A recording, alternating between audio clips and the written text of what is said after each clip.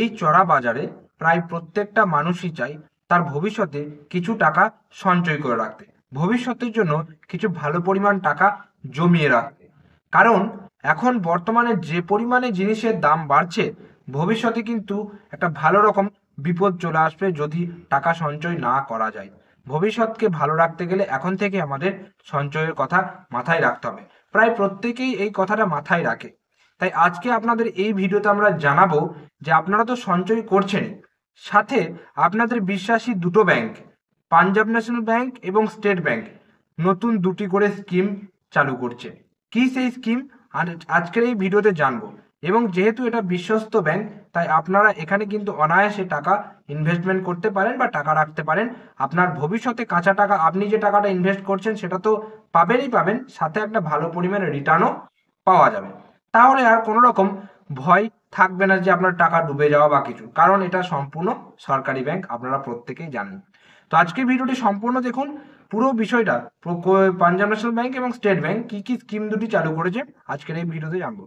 প্রথমে বলি স্টেট ব্যাংকের, যে স্টেট ব্যাংক যে দুটি স্কিম চালু করেছে। প্রথম যে স্কিম সেটা হচ্ছে রেকারিং ডিপোজিটের একটা স্কিম, যে স্কিমটার নাম হচ্ছে হর ঘর লাখপতি স্কিম। এই স্কিমের লক্ষ্য কি? এই স্কিমের লক্ষ্য হচ্ছে আপনি ভবিষ্যতে যেন একটা লাখ টাকা আপনি পেতে পারেন। সেটা হতে পারে 1 লাখ, 2 লাখ, 3 লাখ, যেমন খুশি টাকা, অর্থাৎ লাখের গণিতক হবে। আপনি সেরকম লাখ টাকা কিভাবে ইনকাম করবেন বা কিভাবে আপনি পাবেন, সেটাই এই স্কিমের মূল লক্ষ্য।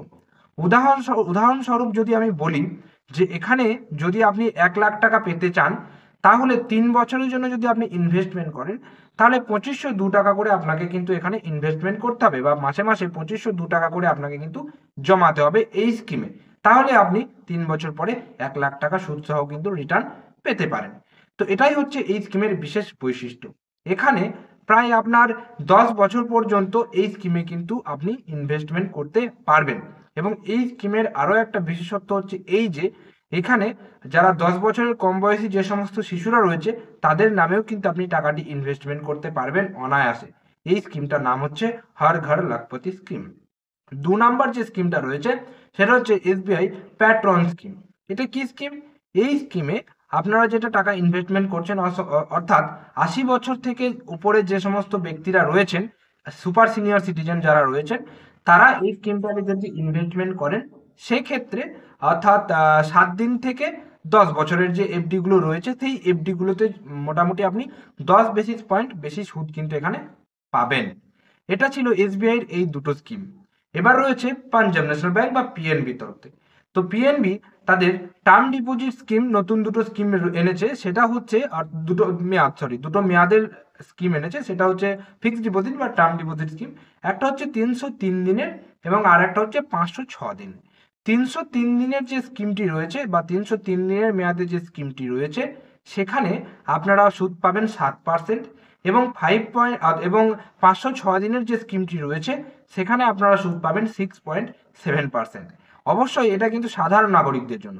তবে ব্যাংকের নিয়মে সিনিয়র সিটিজেন এবং সুপার সিনিয়র সিটিজেনরা যে সুদ আপনার 0.50 বেসিস পয়েন্ট বেশি সুদ পেতেন, সেইটা কিন্তু আপনি পাবেন। অর্থাৎ 50 বেসিস পয়েন্ট সুদ কিন্তু আপনারা যেমন বেশি পেতেন, সেটা কিন্তু ব্যাংকের নিয়ম অনুযায়ী, যে ব্যাংকে যেরকম নিয়ম রয়েছে, সিনিয়র সিটিজেন এবং সুপার সিনিয়র সিটিজেন আপনারা কিন্তু বেশি সুদ পাবেন।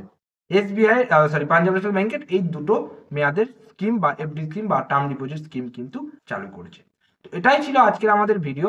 কেমন লাগলো অবশ্যই কমেন্ট করে জানাবেন। যদি ভিডিওটি ভালো লেগে থাকে একটা লাইক করবেন।